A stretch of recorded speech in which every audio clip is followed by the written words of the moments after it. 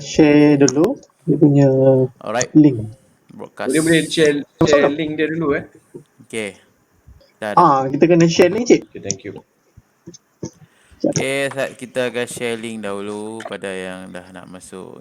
Sabar lagi lah. Siapa-siapa yang dah masuk tu terima kasih lah sebab kita nak ni dulu. Lagi rapat sikit, nampak besar pun kan. Nampak kepala je kan. Ya, betul. Nampak kuih belakang.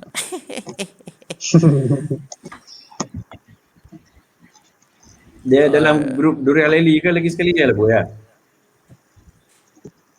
Ya betul cik, Durian Leli. Saya share, lepas tu saya share dekat saya pun. Belum cik, saya tengah buka.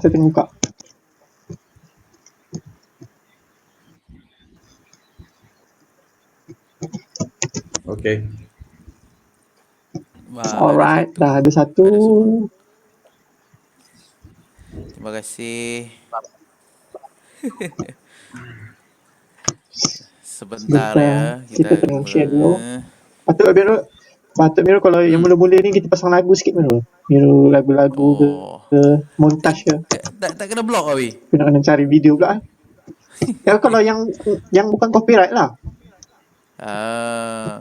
Aku buat lagu kelab tu cik lah terkejut. Dah minta. Sebab lari. Kita dengar lagu dekat bilik kita kan. Kita dah beli. Tapi live lah cik. Live lah. Apa? Saya beli lagu, dia nak dengar kat rumah saya. Apa salahnya kan? Mana lagu Cik Lain? Dire Straits. Favorite Dire Straits. Boy, pernah dengar. Sultan of Swing ke? Satu tu lah yang kita tahu kan. Boy, dahsyat. Favorite. What to do lah. Dia tu Yahudi tu, David Knopfler tu. Yahudi. Dia punya band Yahudi, brother dia Yahudi, brother Sinam tu. David Knopfler tu Yahudi actually. Hidup lagi? Tua lah, ada lagi tua lagi. Dah tua lah, ada lagi. Dia yang menentang Palestin ke Tak ada lah, tak tahu lah wallahualam. Saya pun dekat New Zealand pun ada juga kawan Yahudi kan. Kawan yang interestingnya dia macam mana tau. Kami pergi satu sekolah sama. Dia duduk melawak dengan saya semua kan. Sekolah kat mana? Ipoh? New Zealand lah. Sekolah New Zealand tu, Marihau High School kan. Dia sekolah sana. Sekolah bukan New Zealand. Bicara live pula no. Yalah. Boleh share. Lepas saya duduk kawan dengan budak Yahudi tu. Lepas tu kan, saya duduk maki lah Yahudi kan. Bunga Palestin lah apa semua kan. Kan. Sekali dia kata, do you know what Ross is Dia kata dia Jew. Saya terpempan lah. Saya tergamam dekat seminit 2 minit tu. Dia tak tahu apa saya cakap. Saya ingat apa saya cakap lepas tu. Lari-lari tajuk lah kan. Duk main bicycle semua. Duk lumba bicycle kan. Dekat ni park tu kan. Bukan cik lari lah. Lari udah tajuk lah. Saya lari tajuk lah. Tukar tajuk. Yang tu kan. Okay. Do you hate me dia kata kan. Dia Jew dia kata. Itu cik dan jawab apa? I hate you lah. Saya terpempan lah. Terkejut. Kita sedap maki Yahudi kan. Dia pembunuh Palestin lah apa semua dia cakap. Masa tu umur saya ingat 19 tu. 18-19 tu. Lower 6 lah macam lower 6 lah. Lepas tu duduk kayuh bicycle lagi tak? Lepas tu duduk main lagi. Duduk sembang-sembang lagi. Lepas tu dia okey je. Kan. Dia Yahudi New Zealand ni dia tak buat aktif sangat hentam orang. Pasal dia punya tak tahu lah. Dia ikut culture sana lah kan. Orang Amerika culture dia nampak sangat duk pukul orang Arab. Di New Zealand ni dia tengoklah macam hari tu kan. Macam di Masjid An-Nur tu kan. Kan? Ni New Zealand tu dia pun turun main kan. Yang baru tu. Dia budaya New Zealand macam tu. Dia memang peaceful punya country. Betul. Tapi apa dia kalau jual barang tak ada harga Yahudi lah jalan. Harga Yahudi maksudnya macam mana? Harga very high, very high aja kira. Saya punya harga Yahudi ya. Harga Yahudi. Saya tak tahu lah. Yang saya tahu Ya, tahu harga Belanda, Apa? paku Belanda tu. Paku Belanda tak tahu? Paku Belanda apa dia? Lah, kau tak Wah, tahu tak kan tahu. ni pepatah Melayu. Aduh, kita mana nak Pergi, tahu. pergi carilah, pergi cari Google tengok kan. Kadang-kadang saya bagi jawapan yang apa tak peduli, tak dia masuk telinga kanan keluar telinga. Tapi kalau kita cari sendiri ilmu tu kita akan dapat. Something. Tak mau bagi pada tak Live-live ni. tak apa. Alah, kita santai-santai je. Yang kena cari sikit. Yes. Santai je, santai saja. Ya, sambil-sambil ya. Dia duduk spam mana ya? Cik, Lagu tu kah? Share dalam grup. Saya check email. So hari ni ada bola, maybe lah tak ramai lah, tapi tak apa. Allah, tak apa lah. Dia pernah tengok bola, pergi tengok lah. Bukan senang nak tengok bola. Spam mana ya? Bola start jam berapa kan? Sorry? Start bola berapa?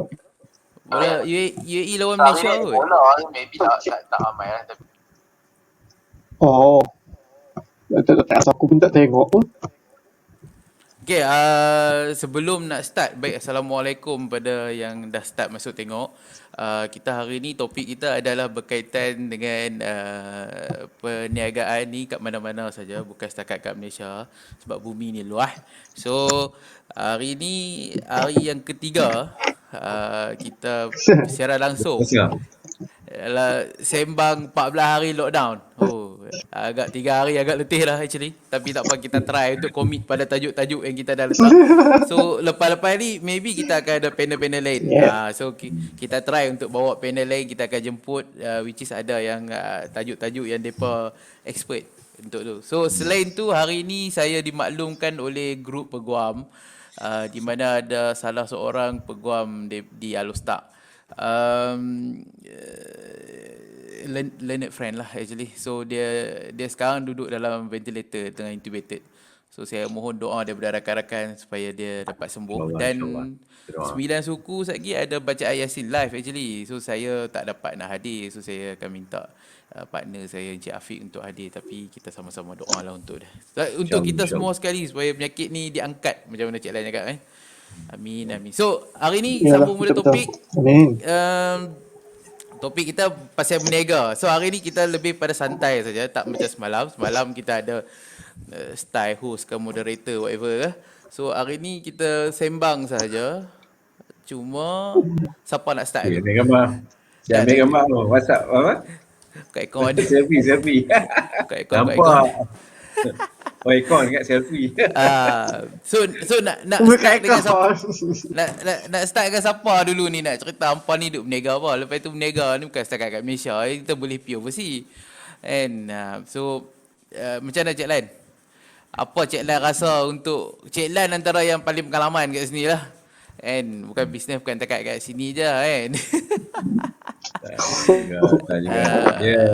Dia kalau cerita pasal berniaga ni, saya bagi kita tahu terang lah kan. Saya punya pengalaman ni sempit, kecil. Bukan, I'm not a great businessman lah. Saya lebih pada mirip pada salesman lah kan. Katakan apa ni, kalau tengok Tan Sri itu saya tak ada seri-seri lah. Perniagaan saya biasa-biasa saja, kecil-kecil saja. Cuma cuba-cuba saja di luar negara. Ada kawan minta tolong, saya tolong kawan je lah. Kan? Nak kata perniagaan saya ni hebat sangat pun tak jugalah. So pengalaman yang kecil ni lah yang saya cuba share. Tujuan saya share pun bukan pasal apa. Saya teringat dulu saya baca buku Muhammad Ali kan. Muhammad Ali punya Sting Like a Bee, Float Like a Butterfly kan. Sting Like a Bee. The book tu very good lah. Buku tu dia cerita masa dia muda-muda, dia punya mentor tu actually Sonny Liston. Sonny Liston pada masa tu heavyweight punya juara lah. Ni saya suka sembang lah nah. Dia heavyweight championship pada ketika tu lah. Muhammad Ali masih lagi remaja masa tu. Jadi kan Muhammad Ali ni pergilah satu fight. Jadi dia nak tengok Sonny Liston. Dia nak panggil Sonny Liston tu nak sign autograph. Sonny Liston buat tak tahu kat dia. Jadi Muhammad Ali kata kan, one day kalau aku dah jadi heavyweight champion, aku akan layan semua fan aku. Memang betul itu yang dia buat. You all anak-anak muda mungkin tak kenal sangat Muhammad Ali. Saya follow Muhammad Ali pada umur jam 4 dulu lah. Jam 4 tu. Seronok lah tengok Muhammad Ali ni bertinju semua kan. Kami rasa Muhammad Ali tu macam geng kita. Sebab sekolah pun bagi tengok TV kat sekolah. Menang cuti sekolah. Boleh jadi macam tu. Kat Malaysia dulu kan. Itu punya seronok dengan Muhammad Ali.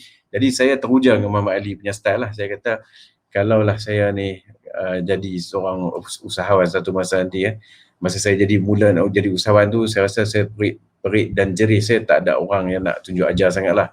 Jadi bila saya kata, saya tengok Muhammad Ali macam tu, saya rasa tak apalah, saya akan cuba share pengalaman saya pada anak-anak muda. Mungkin anak-anak muda segan nak approach Tan Sri, Besri semua kan. Jadi approach saya ni Ruslan yang seri dia biasa saja. Macam tu. Saya boleh layan anak-anak muda, Seri Muka. Dia macam Seri Muka. Saya boleh layan siapa-siapa, insyaAllah. Saya memang my office is open door policy. Saya ikut style Jepun lah, saya kerja dengan Jepun lah kan. Jadi siapa-siapa pun saya memberi peluang untuk bersembang dengan saya. Salesman pun saya bagi peluang untuk berjumpa. Nak jumpa kena buat inilah, kalau kena fix the time lah kan. Saya very open minded. Saya nak membawa anak-anak Melayu, especially anak Melayu Muslim. Ada anak Melayu tak Muslim kan, tak tahulah kan, tapi nak ajak anak-anak Muslim ni, tak kira Melayu, Cina, India ke, Sing ke apa kan, asalkan dia bangsa Islam, dia bangsa yang kita bersama-sama dengan saya, insyaAllah. Jadi saya nak bawa kepersadaan antara bangsa ni, bukanlah kata saya ni hebat sangat, pengalaman tu saya boleh share lah. Jadi itu sebab yang saya nak buat join dengan Cik Amirul, dengan Cik Labu ni kan. Dan besides that, mereka ni sebenarnya bagi saya energize saya, bagi saya I'm enthusiastic kan. Kalau tak ada anak-anak muda, saya sembang dengan kawan-kawan saya yang umur-umur saya lah kan. Cerita macam mana lah, cerita lah kan. Hang nak ambil vaksin lah. Hang ambil vaksin so hang bagi tahu aku lah. Tak, dia cerita macam orang letih kan. Tak ada dia punya spirit tak ada kan. Betul saat ni cerita macam inilah dia, macam inilah orang tu, macam inilah ni lah. Tapi sembang dengan anak muda ni, dia punya energy tu kan is different. So saya dapat tempiah energy tu, saya rasa seronok lah, alhamdulillah kan. So it makes me feel energetic, dan saya feel I should keep going, bukan kira duduk kat tingkat semayang kan, duduk tingkat semayang duduk lah, tapi kan, maknanya saya ada lagi benda yang saya boleh contribute to the young people. Jadi cerita dia macam itulah Mirul Bu. So kalau nak tanya apa-apa soalan, boleh je gunakan soalan-soalan kat Facebook ke apa, just tanya apa soalan, saya cuba jawab. Kalau tak ada soalan, tak apa, kami sembang lah. Tadi ada tanya soalan ke? Saya ada soalan je. Saya. Alright. Kalau in terms of tahun lah Cik, berapa tahun yang Cik punya pengalaman berniaga ni? Ikutkan tahun, dari bila sampai berapa? I quit my job masa tu tahun 2005. That's permanent, quit terus. Berhenti terus kerja seronok pula tu. Saya kerja lecturer pula tu. Lecturer bukan kat Malaysia, lecturer kat New Zealand. Lecturer kat New Zealand ni you tahulah, punch card tak ada kan. Kalau saya tak mau pergi office, saya call, "Gary, Tony, I'm not feeling well today, can you cover my class please?" Saya cakap juga dia, alright mate, I'll cover your class, macam tu. Jadi saya punya kerja macam tu, punya relax kan. Lepas tu of course lah, kalau dia demam saya cover lah pula kan. Kerja tak ada punch card ni tuan-tuan dan puan, rahmat Allah bagi.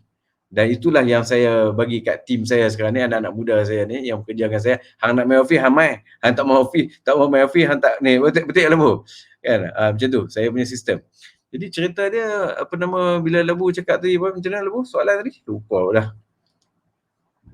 Kalau let's say kiranya berapa tahun ni kalau pengalaman Cik dalam perniagaan, bidang perniagaan? 2021 tolak berapa? 16 tahun kan? Alhamdulillah 16 tahun lah. Kan, hampir-hampir 16 tahun saya berniaga. Memang tak ambil gaji lah. Maksudnya gaji tu come from my business lah. Macam tu lah maksud dia. Bukanlah gaji banyak pun. Gaji cukup-cukup makan, lepas makan tu lah kan. Tapi alhamdulillah lah. Saya tak bergantung pada mana-mana, tak terikat dengan pekerjaan. Tu yang saya nak share dengan anak-anak muda lah. Kita boleh sampai financial freedom tu sebenarnya. Tapi kena plan lah Bu. So nak makan masa 16 tahun tu, actually sebenarnya yang struggling dia hanya 3 to 5 years saja. 3 to 5 years, and then suddenly in between dia ada wave, sebab dia ikut economic cycle ni actually, dia ada ups and downs. So bila down tu you have to strategize balik your business, revamp balik apa benda nak kena buang ni kan. Actually masa COVID ni kalau nak ikutkan labu it's the best time to start business because you are doing the best that you can. Bila ekonomi naik balik, you akan ride the wave macam tu. Dia banyak token-token Cina kan banyak macam ni lah. Bila down ni dia pun dah ada save, tapi dia token-token ni dah ada duit lah. Dia akan beli harta-harta, dia bukan beli tanah-tanah sekarang ni. Tak, dia akan beli untuk future punya development. Okay. Bila elok esok naiklah bangunan. Dia dah start naik. Daripada beli simen sekarang, daripada booking harga simen sekarang, daripada beli besi-besi reinforced steel sekarang. Kan, masa ekonomi down kan, dia akan buat macam tu. Nah, something for us to learn lah. Maknanya kalau kita prepare masa ekonomi tengah susah ni, janjinya kalau you all nak grow masa susah ni, don't blame. Tiga benda yang saya share dengan anak muda kawan-kawan saya ni lah, Amirul dengan Labu ni kan. 3 benda. Kalau nak jadi millionaire, ikut buku apa ni? Saya cerita macam saya millionaire, saya tak millionaire pun. Saja cakap. Ni apa semua ingat aku millionaire. Aduh. Tipu. Ceritanya don't blame, jangan blame, don't complain and don't justify. Translate don't blame. Jangan asyik tuduh orang ni, tuduh orang tu. Don't complain. Complain you all tahu lah. Complain. Apalah macam ni, apalah ni. Dia bukan tuduh, dia apalah macam ni kan. Semuanya apalah kan. Inilah Malaysia. Tu complain lah. Jenis-jenis complain. And number 3, don't justify. Jangan negak benang basah. Bila ada problem, you face a problem. For example kan, cerita dia masa ni dekat tsunami kat Malaysia tu. Tsunami itu kan bantai Penang kena, Kedah kena and Phuket pun kena. Di Phuket ni, tsunami ni kan, orang-orang dia kan tak ada harap bantuan government, semua tak ada. Sama-sama sendiri bermuafakat. Tak? Tapi kat Malaysia lain sikit lah. Kan kat Malaysia. Itu menunjukkan kita ni terlalu over dependent. Jadi kita nak jadi usahawan sebenarnya kan, we have to change our outlook lah. Kan, so the first 3 years tu masa nak membangun tu memang susah lah, perit kan. So bisnes apa pun macam tu lah. Jadi jawapan saya macam tu lah kot Labu. Saya punya cerita lah, saya tambah macam mana Cik Lan. Sila. Sonok. Tapi Cik Lan memang kata memang betul 5 tahun lah. Actually 5 tahun tu time yang struggle. Saya start 2014. Saya quit law firm, dekat je satu lorong dengan office saya je. And then saya start buat sendiri. Actually nak sampai satu tahap yang orang kata okay sikit tu dia ambil masa. Tapi the best thing, kita boleh buat macam-macam. Kalau dulu kita duduk dengan orang, dengan bos, which is selalunya bos yang akan meeting, which is kalau dengan top gun ke whatever, bos yang lain. So sekarang bila kita sendiri, kita kena buat. Then dia datang dengan satu maturity. Kita akan jumpa orang VIP, kita akan jumpa orang yang Tan Sri, kita akan jumpa orang yang ada status, which is dulu kita tak pernah jumpa. Then awal-awal itu saja kita akan takut, kita akan ketak. Then lama-lama dah tak ada apa dah lah, normal saja. Then even for 5 years memang jumpa pun banyak orang yang merapu juga, yang fake kerabat lah, yang menipu lah, bukan datuk, actually dia claim dia datuk, tu biasa. Dan kita nak sampai nak jumpa orang yang betul itu, yang ambil masa yang orang kata 5 tahun. Then macam yang Cik Lan duk sebut macam Steve Jobs apa semua, connecting the dots tu, actually memang kadang-kadang kita 2014 2015 kita deal dengan kawan ni, tiba-tiba kawan dia yang kita kenal tu adalah 2020 baru kita jumpa balik. Then yang 2020 tu baru yang kita boleh berkawan, boleh berniaga, very gentleman. Then dekat situ baru kita start nak develop. So dia akan ambil masa nak jumpa orang yang salah dulu. Dulu saya dengan bila saya set up sendiri, actually kita kena ada team. Sampai sekarang saya ada team. Which is kalau kita nak, kadang-kadang kita nak kena dapat case, tak dapat case tu biasa. So kalau ada case, kadang-kadang kita share, kita buat dengan team kita sendiri. So kami pun dulu kalau start ambil legal fees 2,000, actually bagi 2. Ambil 1,000 bahagi 2. So that period memang dia akan struggle. Dan kami 3 orang actually dah jumpa orang yang salah pun banyak, orang yang gentle tak banyak, yang duk keep dangling the carrot and their balls depan kami pun banyak dah. So normal. So sekarang ni semua dah move for another phase dah tak berhadapan sangat dengan orang macam ni. Kalau ada berhadapan pun kami tahu dah nak mitigate macam mana. So dekat Malaysia memang macam tu, dan saya tahu dekat overseas pun macam tu. Cuma kalau Cik Lan cakap daripada segi 5 tahun, yang tu kita punya laluan lah actually yang susahnya.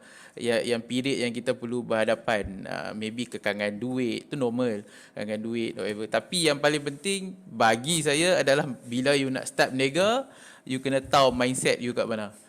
Then mindset you tahu you keluar daripada comfort zone you, you takkan ada tiap-tiap bulan gaji yang seperti mana you kerja dengan orang, or you kerja dengan orang, you tak tahu bos you struggle nak buat duit ke, nak cari duit sale, tak ada, tu normal.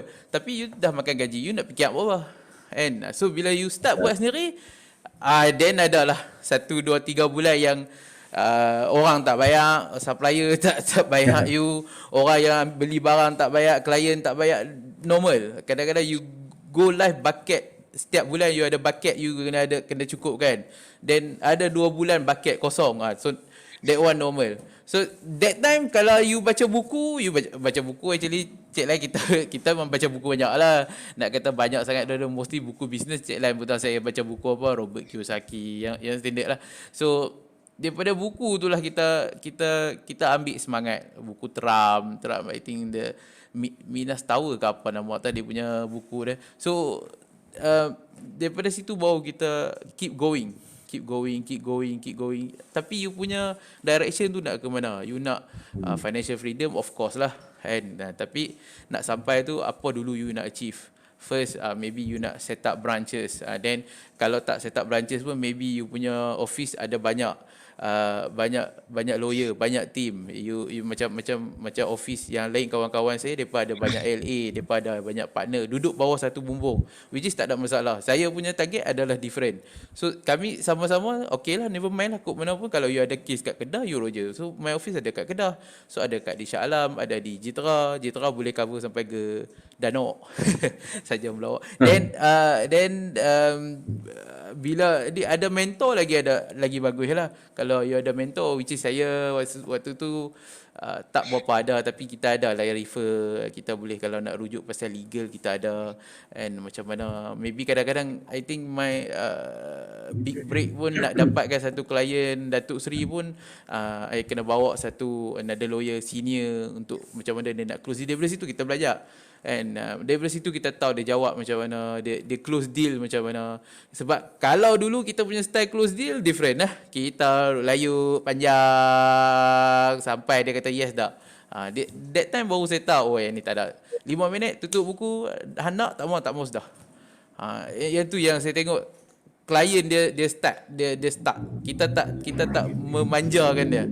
Kita tak give all the hopes, kita tak bagi all the answer yang dia nak that time. So terpulang. So apa yang Cik Lan cakap tu, 5 tahun memang you punya face for struggle.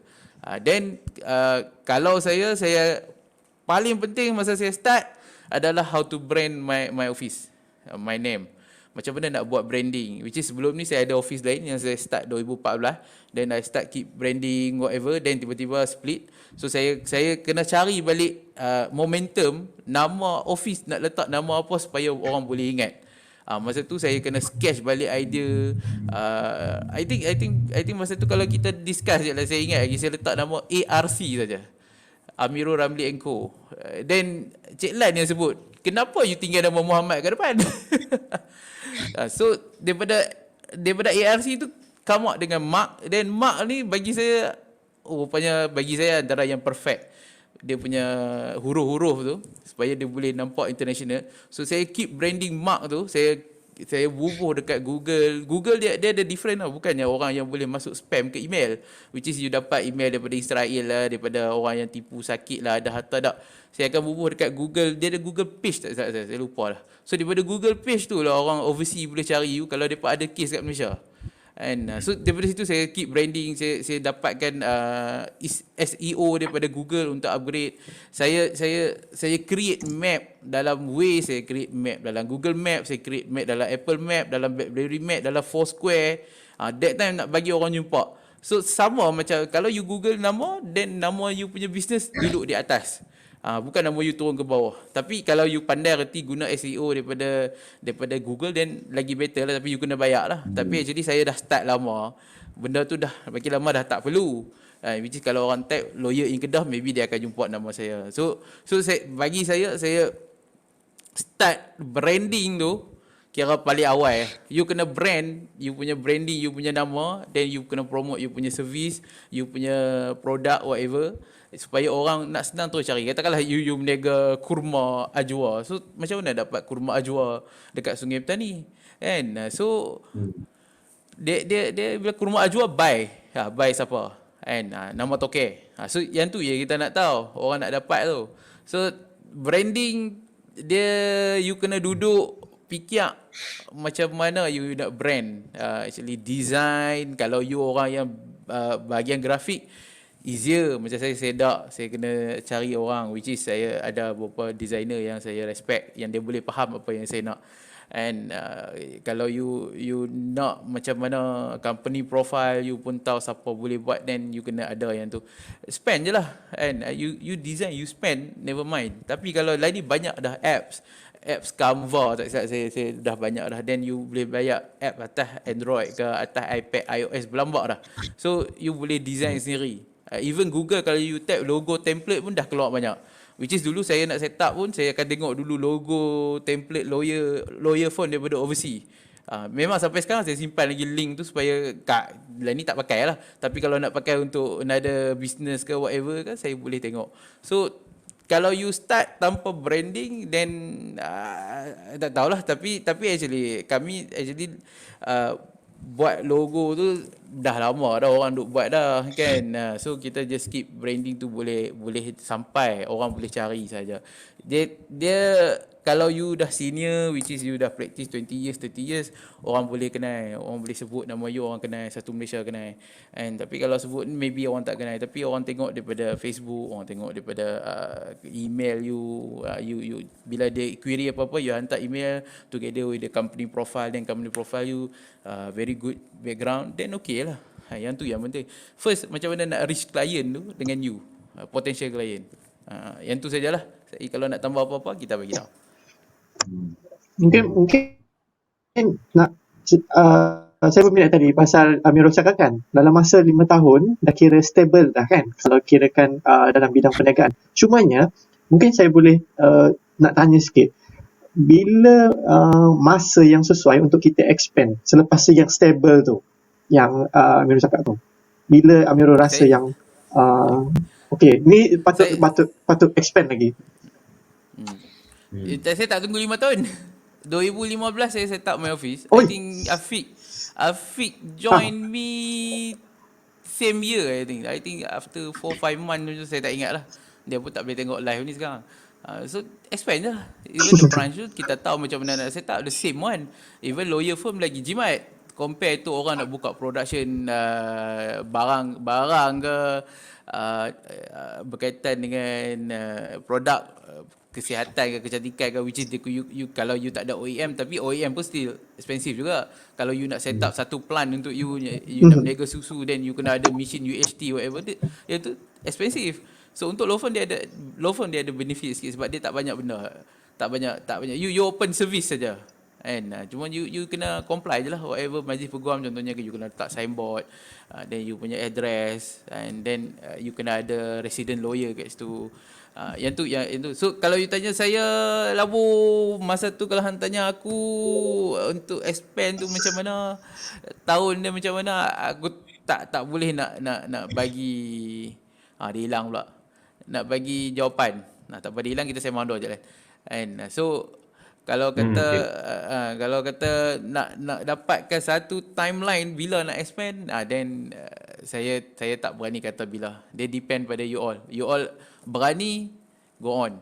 You all kata okay, relax dulu, then never mind lah. Even expand tak semestinya you buka branch. And maybe dalam you punya firm, you punya company sendiri, you expand the team. Maybe sebelum ni you buat sendiri account you buat sendiri design you buat sendiri marketing you buat sendiri account, lagi apa lagi, you buat sendiri apa saja department yang ada dalam office you buat sendiri.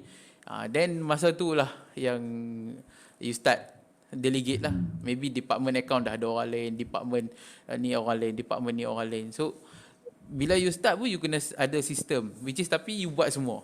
And account you buat sendiri, case you kena buat sendiri, apa lagi you kena buat sendiri. So semua tu. So bila the time come, just you dah ada sistem, you biar. Okay, hang tahu buat yang ni, okay hang buat yang ni. Okay, yang ni tahu, okay aku lantik hang director, hang jaga bahagian ni. So yang ni hang tahu. So dulu macam convey saya tak apa reti sangat. Then through time kita tahu buat. Tapi bila ada Puan Hidayah masuk, then saya boleh divert bagi kat Puan Hidayah untuk cover all the convey dalam mark. So saya plan macam tu. And kita tak perlu buat semua, jadi penat. Kita tak boleh buat semua, tapi kita kena start delegate. Sure. Which is you punya rezeki, you punya kick of income tu jadi kurang lah. Tapi actually bagi saya apa salahnya you share dengan orang. You share rezeki dengan orang, then dia akan datang lagi banyak. Then you keep sharing, dia akan datang lagi banyak. Dan you nak buang tenaga nak buat semua, nak buat apa?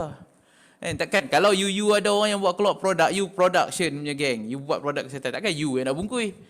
Sampai bila, okay lah awal-awal no problem, you bungkus dulu. You yang nak proses barang, you yang nak deliver, you yang nak COD, you yang nak pergi hantar post dekat pejabat post lah, angkut dengan lori lah apa semua. Tapi sampai bila you nak buat macam tu? Actually you kena set up system, bila sampai masa, then you biar. You boleh bagi, the system will run. Ada orang jaga, dia run sendiri. Okay, labu Zat, kita add balik. Okay. Aduh, tak keluar tadi.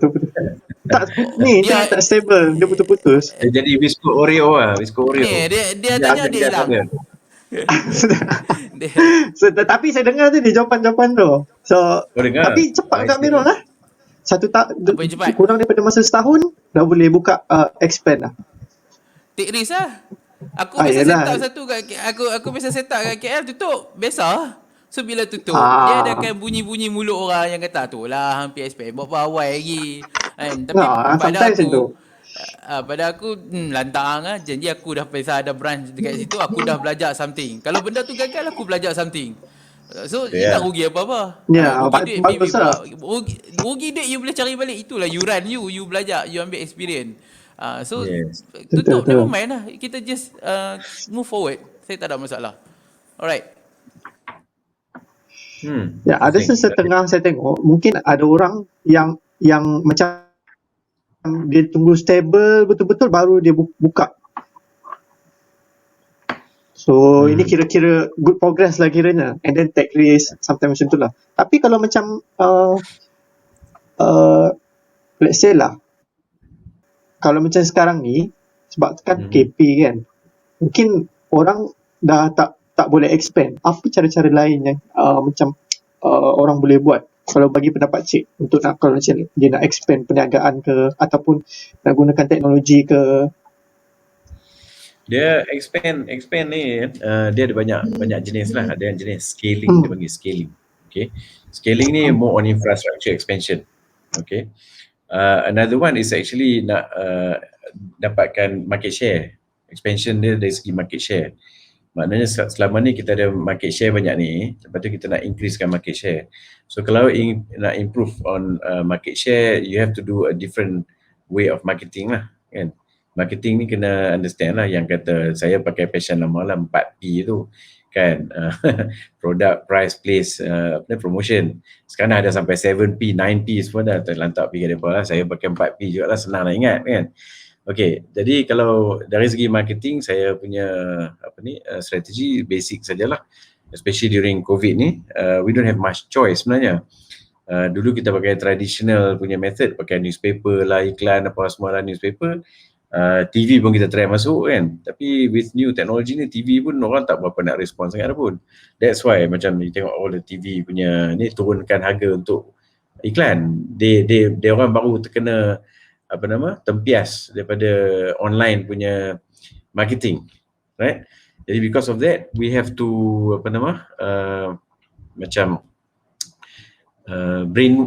brainstorm sikit. Brainstorm sikit macam mana kita nak buat marketing. You know, you want to use the online strategy, dia ada banyak platform dia, macam social media dia berjenis-jenis kan. Ada yang Facebook, ada Instagram, ada YouTube and so forth. So you have to decide which one your presence of your target market tu kat mana dia pada. So if you want to expand the market share, especially during the COVID pandemic ni, we have to look dekat situ je lah kan. Marketing kita style macam tu, kita tak boleh meet face to face lah kan. It's very hard to meet face to face. Jadi kita kena solve the problem cara lain lah untuk mendapatkan expansion yang Labu cakap tadi kan.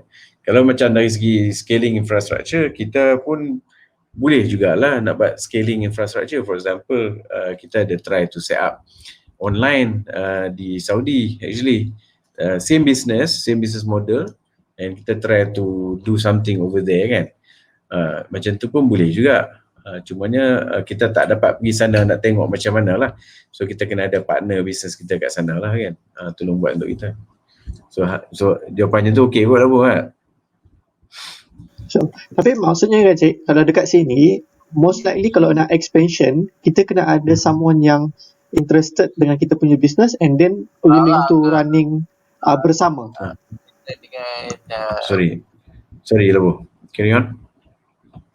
Oh tadi saya cakap kalau let's say kalau kita nak expand kita punya business contohnya, most likely kita kena ada someone yang interested to join kita punya macam to team dengan kita lah untuk dia willing to running apa yang kita buat dekat mana-mana pun. Yeah.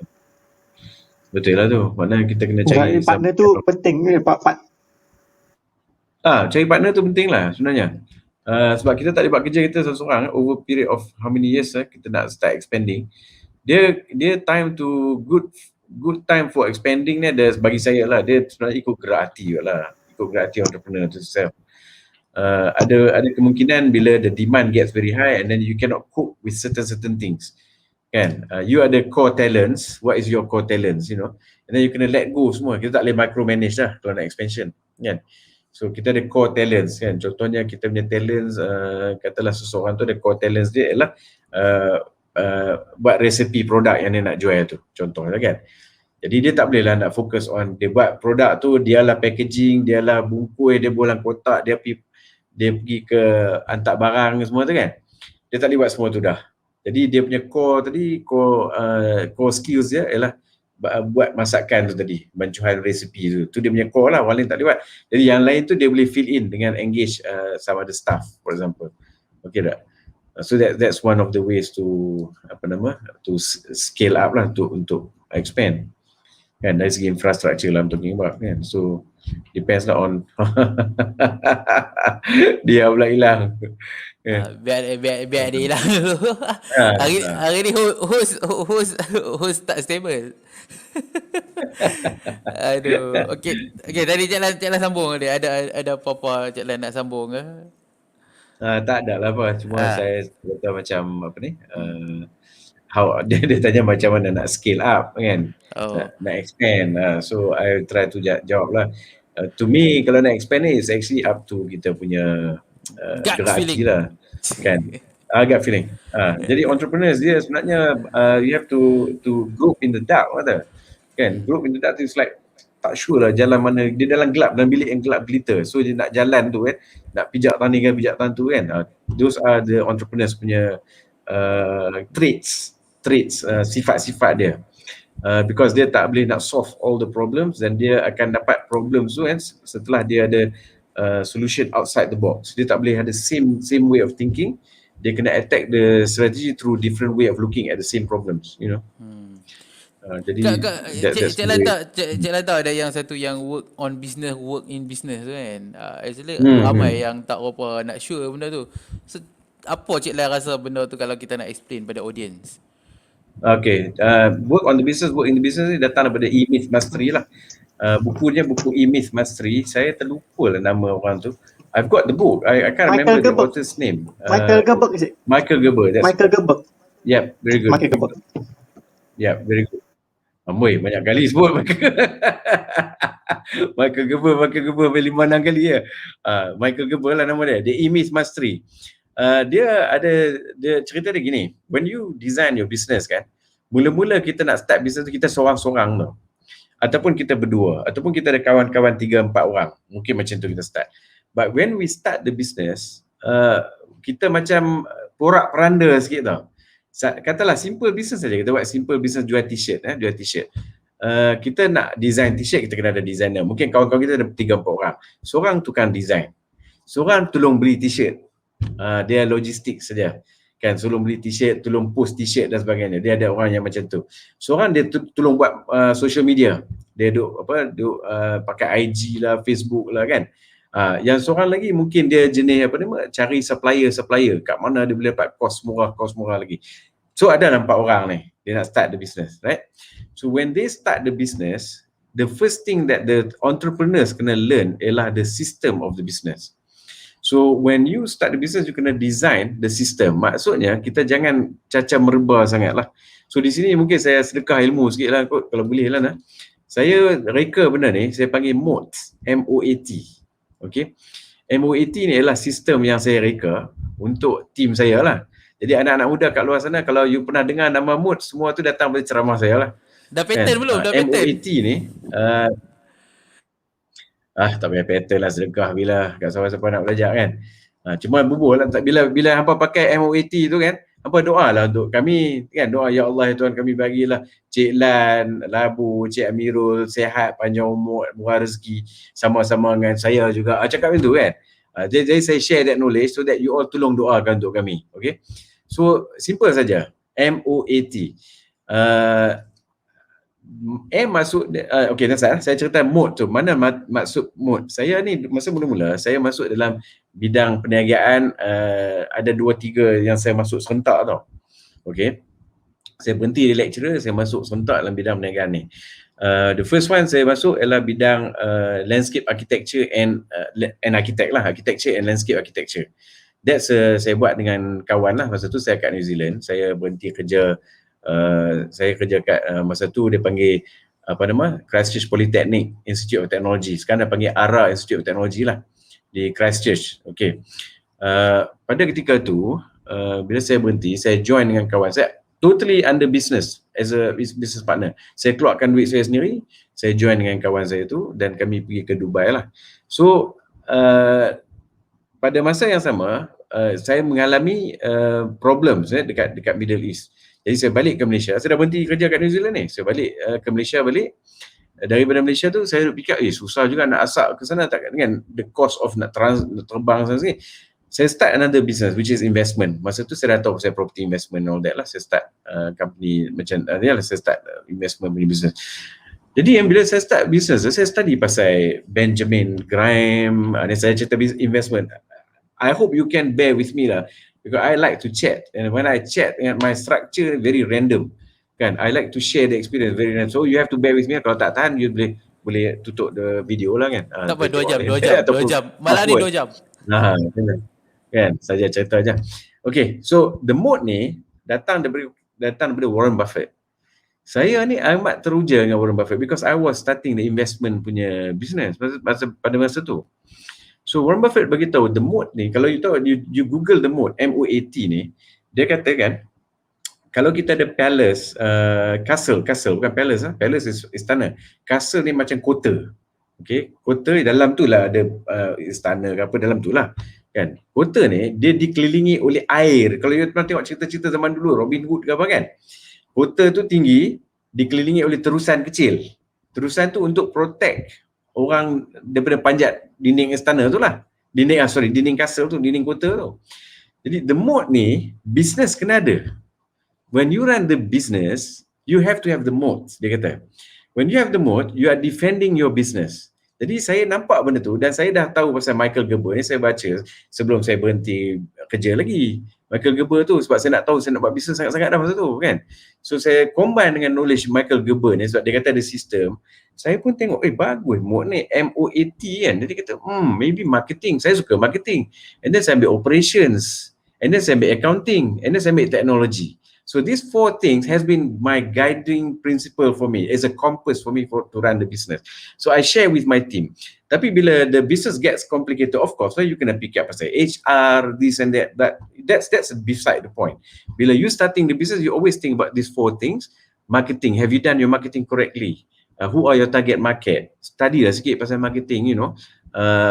You punya dipanggil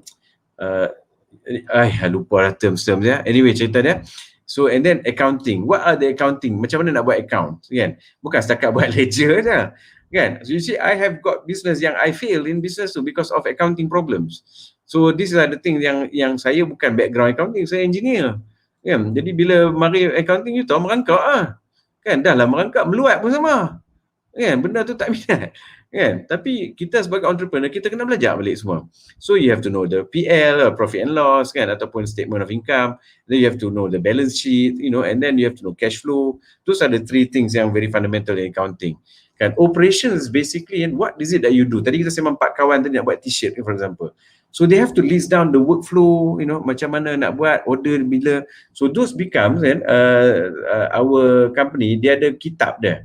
So the kitab kami ni ada kitab MOAT lah, in fact dengan Amirul pernah cerita kot zaman dulu kan, masa kami start business tu mode. So I focus on that one, alhamdulillah lah. So bila kita rasa macam tenggelam punca, kita work on that mode. Jadi that's what it means by Michael Gerber. Work on the business, not work in the business. Bukan kita cembera nak pergi, hang dah post, tadi aku suruh hang post t-shirt tu, hang dah post ke belum? Belum, aku lupa nak buat macam tu kan. Tapi bila kita ada sistem, kita tahu bila nak pergi hantar, bila nak print, bila nak order barang masuk, that kind of thing. So the system jalan smooth. Bila sistem jalan smooth, dia tunjuk Palestin. Okay, kan, no problem. Okay, bila kita boleh fikir macam tu, kan, insyaAllah kita punya business tu, kita always work on the business. We are trying to improve our own businesses. Bila you ada sistem macam tu, you can start to run another business and another business, and then you start to scaling lah, kan.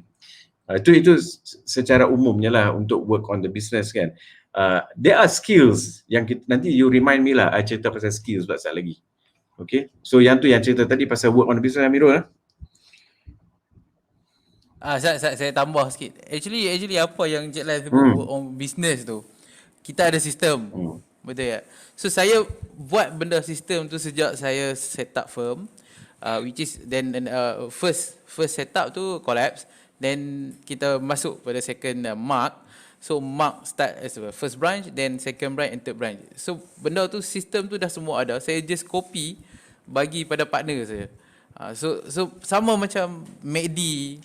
So kalau MACD, kalau nak set up branch, takkan baru duk kebil-kebil nak buat sistem. Dia semua dia tahu dah siapa kontraktor mana nak ukur, kontraktor mana nak korek tanah, siapa surveyor, nak sistem dapur semua. Dia tahu. Kalau you tengok cerita ada satu MACD, saya pun lupa dah ni, ada kawan tu berlakon Spiderman tu.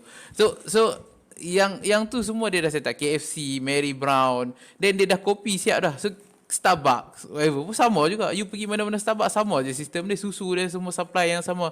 So saya buat masuk benda tu. Kita buat, walaupun nak kata sistem tu dah complete 100% tak boleh kata. Which is kalau kita kena start untuk improve. Bila ada branch, you tahu kat mana loophole. Then ada branch, you tahu kat mana nak kena repair. Ada branch, then tahu you kata karakter orang ni different. So daripada situ baru you improve. So by the time kalau you dah expand besar, bukannya saya nak kena pergi tengok setiap branch. Saya tak perlu lah. Which is saya akan ada manager saya yang akan pergi tengok. Yang tu ya you target. You lama-lama you dah keep let go you punya time daripada office. You tahu macam mana benda tu business akan pilot sendiri. And then yang tu. So saya boleh fokus apa yang saya nak. Saya boleh fokus ke code balik. Saya boleh pergi marketing balik. So yang tu yang saya bawa, saya copy pada partner-partner yang lain, mereka just follow saja. All the ledger, how to calculate, how to fix the fees, even marketing, macam mana nak close deal pun kita bagi tahu. Sama, banyakkan orang yang buat bisnes yang ada agent, ada stockist. So mereka train benda yang sama. Yang tu yang kita kena develop. Walaupun masa tu you seorang saja, tapi you kena standby. Bila you nak expand, dah ada siap dah.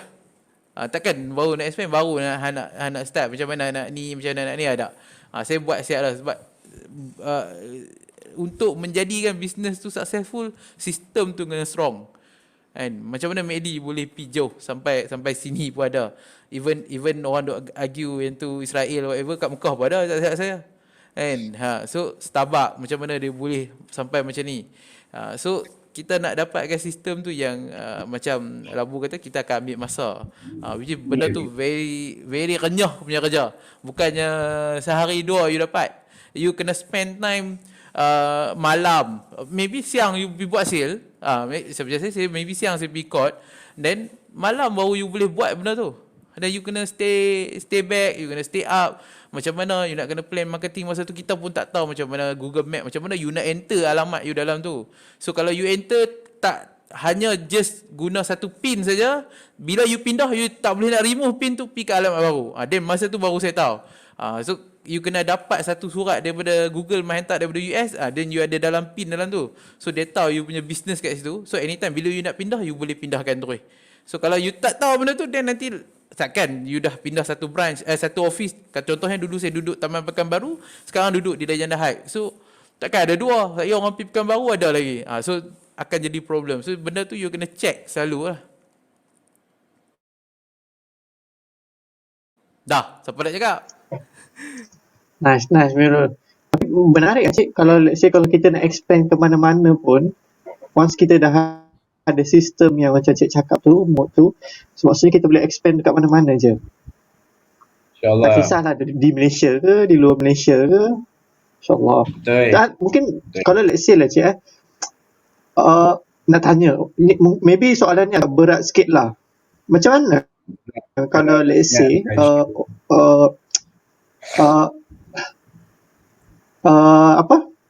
macam contohnya kalau kita tengok McD and then another franchise yang lain-lain tu, dia boleh bertahan sampai 50 tahun, sampai 60 tahun tu macam mana pula? Dia kena ada strong system maksudnya.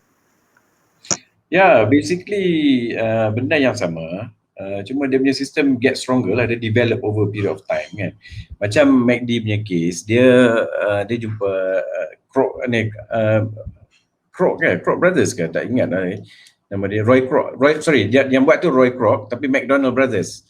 Roy Kroc ni yang start the business McDonald tu bukan McDonald lah.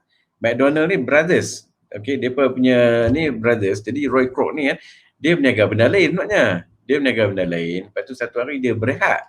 Dia berehat dekat mana entah, dia masuk dalam kedai McDonald tu. Dia masuk, dia order McDonald tu kan. Dia berdiri, dia terdiri tercegat, dia tengok, dia order, sat saja McDonald dia sampai. Jadi dia pun makan, dia kunyah McDonald tu kan.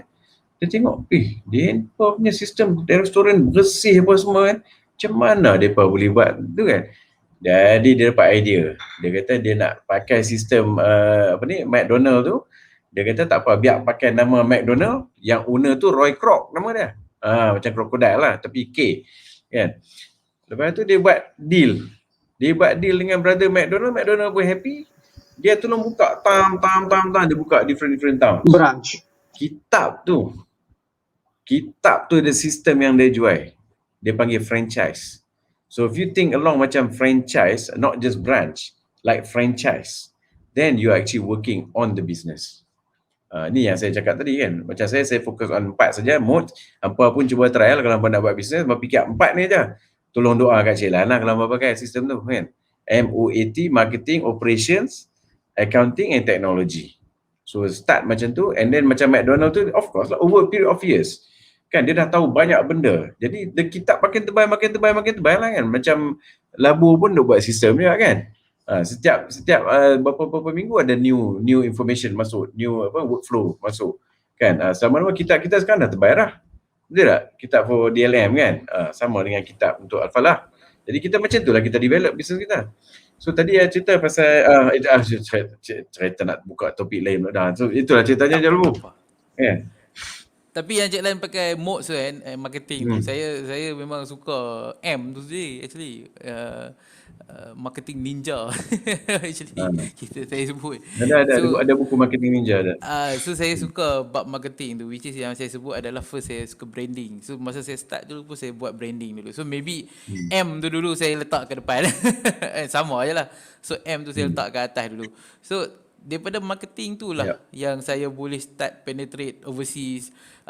Saya boleh dapat klien daripada international yang bagi, yang rujuk, yang email kita untuk dapatkan legal advice, sebab dia kena cari. So daripada situ baru bila dia refer satu case ataupun satu job yang dalam Malaysia, kita tahu dia duduk di luar.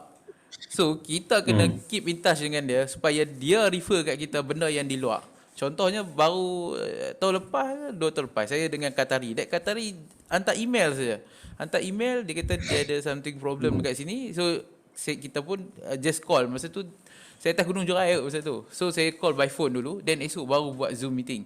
So daripada situ baru develop the orang kata apa, the relationship, which is dia ada buat meeting dengan kami untuk kontrak between dia dengan Jerman, kontrak dia dengan Cyprus. Masa tu barulah kita dapat involve dengan overseas. So sebelum tu pun ada, tapi dia tak more to marketing, saya more to contacts. Contact ni maksudnya you develop dengan siapa you kenal, you know who. Then yang tu pun ada part of cabang you, macam mana you nak develop you punya business, walaupun berbagai orang kata so many hurdles. Kalau you nak lepas benda tu, you akan jumpa orang yang salah dulu.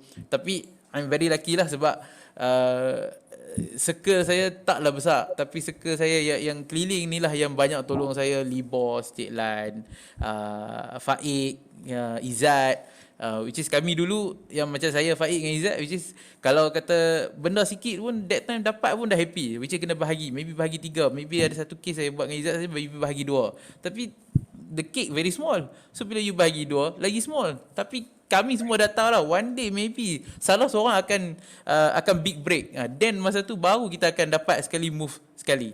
So everyone akan dapat dia punya bigger cake. So keep it bigger.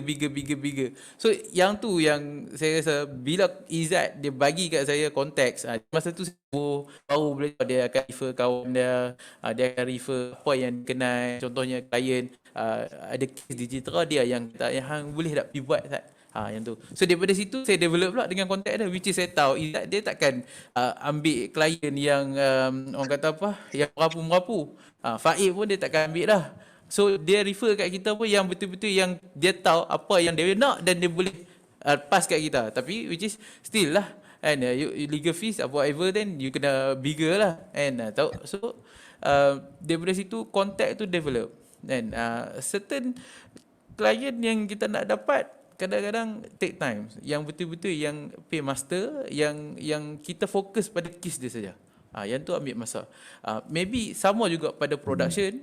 Maybe you nak orang yang supply, orang yang beli barang you yang ambil banyak, maybe 2 container ke 3 container sekali ambil ke, macam banyak dia punya volume. So yang tu nak dapat you take time. Maybe sekarang you ambil ada 10 ketui, 20 ketui, tapi nak dapatkan yang besar tu you kena lalu banyak orang baru you dapat. Sebab tu saya dalam bisnes, kalau saya jumpa orang tu, kalau dia pakai wira pun saya layan. Kalau saya start underestimate dia, kadang-kadang kita tak tahu dia tu siapa. Kalau you underestimate orang, you underestimate orang, you tengok pakai wira saja, mai pakai slipper, saya tak layan. Then yang tu you punya mistake. Kadang-kadang dia lagi lebih daripada you, dia walaupun dia tak nampak dia, tapi kontak dia yang lagi power, maybe dia somebody, kita tak tahu. So you jangan suka-suka hati tengok orang macam ni. So, sebab tu saya duduk, kalau saya pergi R&R, kalau saya pun masa kita duduk travel, kalau meja mana semua penuh, ada meja kosong, ada orang pun saya pergi duduk. Dan masa tu saya duduk, masa tu saya sembang. Dan kita tak tahu sembang dengan Pak Long ni abang dia ni dah berniaga lah apa semua. Dan masa tu lah kita exchange dekat, kan. Ada yang Pak Long ni dia kata kita habaq kita lawyer, dia habaq saya anak saya tak bagi dia lawyer sebab kaki dia dah sebelah neraka. Kita sambung makan je lah, kan. Tapi actually benda tu lama-lama kita akan jumpa orang yang betul. Contoh saya jumpa sang pengarah atas Gunung Jerai. Kadang-kadang kita pergi duduk, kita pergi tegak, kan. Sebab peaceful place. So nak buat apa, kadang-kadang dekat situ pun kita tak tahu kita boleh dapat kontak. Kalau kita travel overseas pun still kat airport ke, airport lounge ke, pergi duduk menyembang, kan. Sebab tu you nak build you punya kontak, you ambil masa.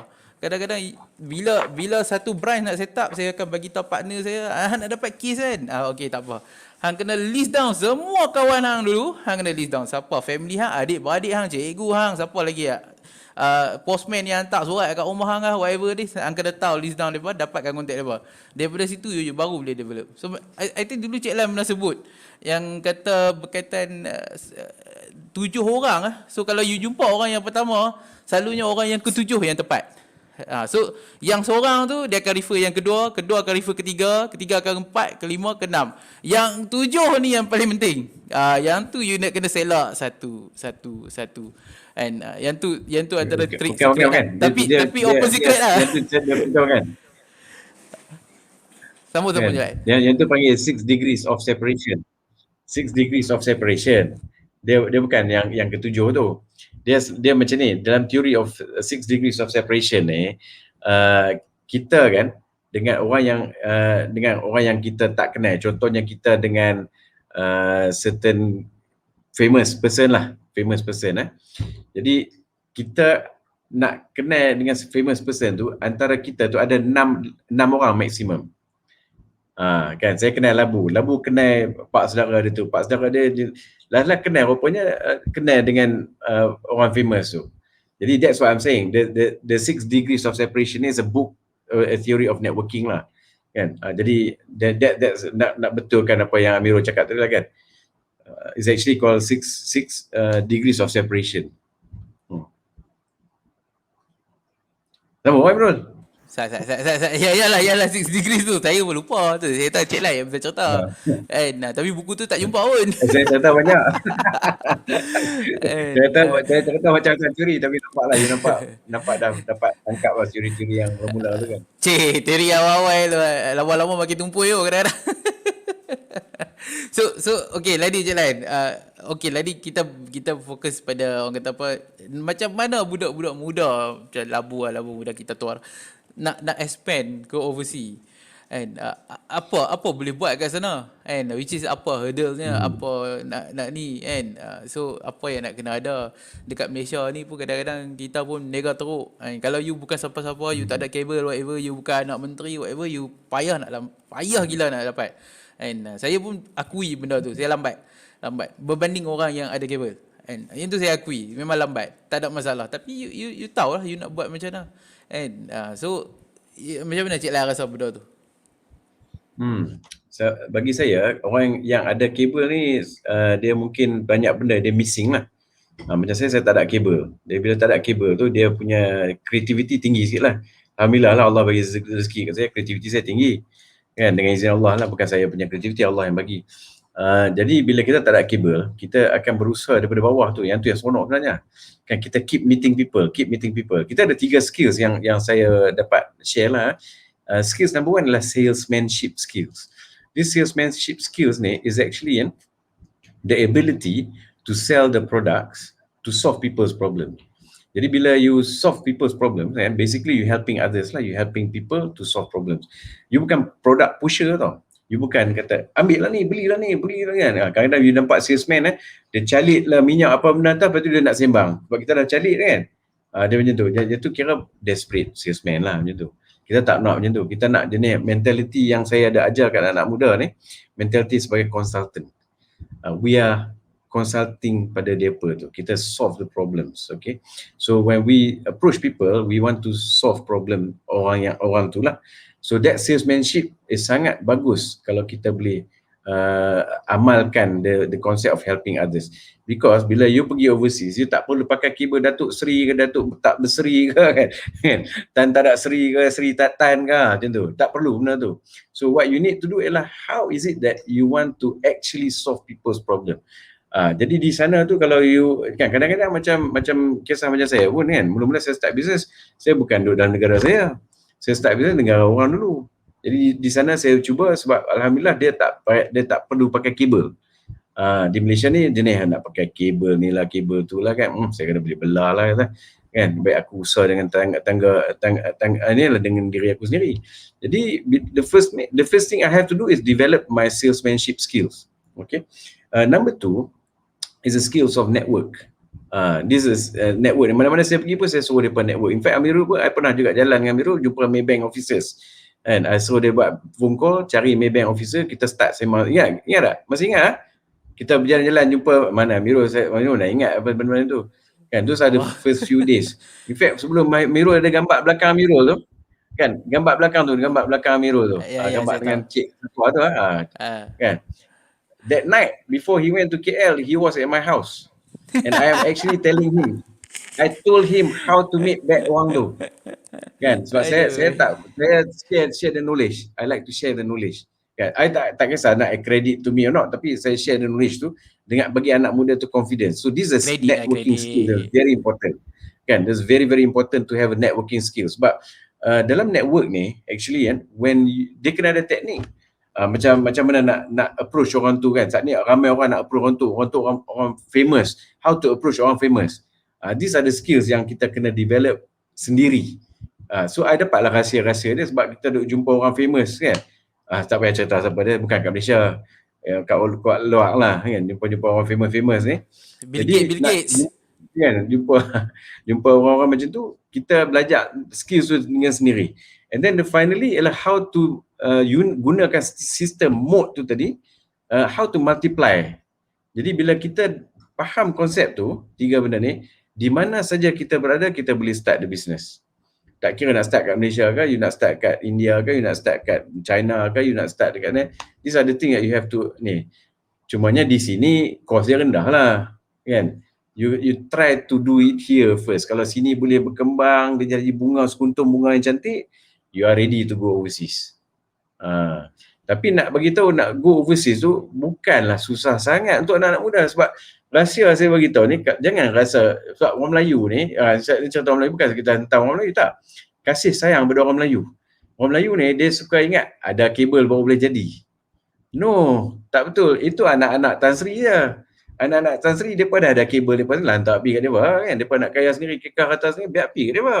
Kita yang tak ada Tan Sri ni, macam mana kita nak buat? Kita boleh buat, anak-anak muda kan. Kita boleh buat, insya-Allah. Jangan susah hati.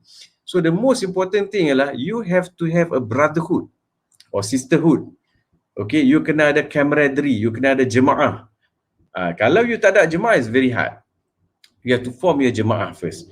Jemaah ni sangat penting. Okay, in your business, you kena ada 3 orang, 4 orang yang strong kepala dia, sama-sama ngam. Lepas tu the next layer is a jemaah yang you kena build. And that jemaah not necessary from your company. That jemaah can be somebody else. Tapi depa boleh ada supportive thinking, nampak vision kita. Depa nampak vision. So if you can move along this jemaah, you can actually conquer the world. This is what I want to tell the anak-anak muda yang tak ada Tan Sri, Datuk Sri semua tak berseri tu kan. Kita tak payah seri-seri ni lah, tolak seri muka ni semua. Kita boleh buat sendiri, insya-Allah. Satu masa nanti you akan jumpa satu prince ke of a certain country. You akan jumpa yang pakai 6 degree of separations tadi. So if you keep holding cable, aku nak lepas ni, nak ada kabel, tak boleh pergi lah. Kan, pasal itu Malaysia, kampung mentality. Kampung mentality ni dia jago kampung, dia buka bisnes tempat lain, dia kenal macam-macam. Kan, kita ada company-company Malaysia yang di Middle East kenal saman. Big company. Why does it happen? Pasal biasa dekat Malaysia ni jenis jolok kan. Nak kabel, jolok. Habis tu pergi negeri orang tengok, sana kena penampak lah kata, kan. Kita tak maulah jenis-jenis macam tu. Itu semua yang jenis goyang kaki, jenis sains dapat duit. So saya macam tu anak-anak muda. Kita fikir cara lain. Kita fikir cara Allah tunjuk kat kita.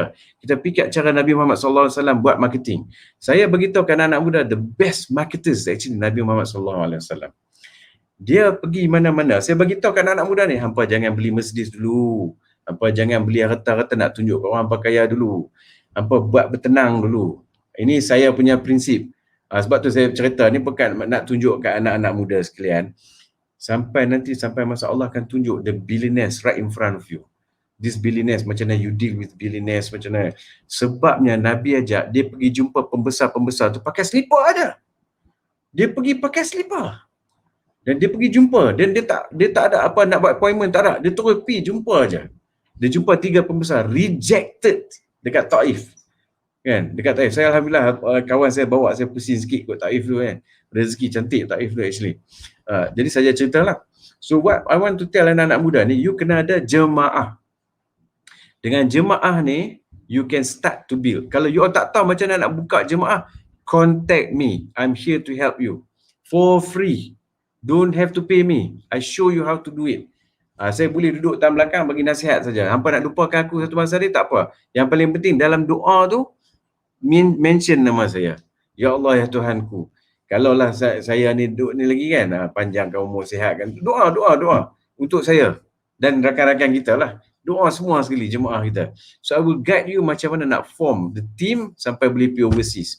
Bila you pergi overseas, you punya mentality is actually creative entrepreneurs.